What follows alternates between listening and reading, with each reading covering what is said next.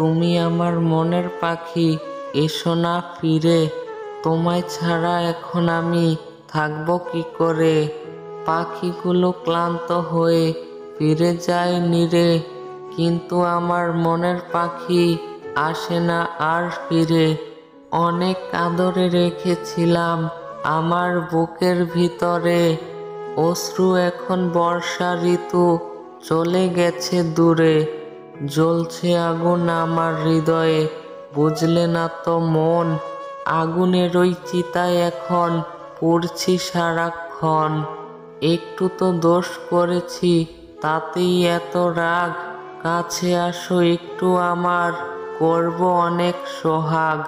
থাকবে পাশে সারা জীবন, দিয়েছিলে কথা। অভাগা এই মনে এখন পাচ্ছি শুধু ব্যথা।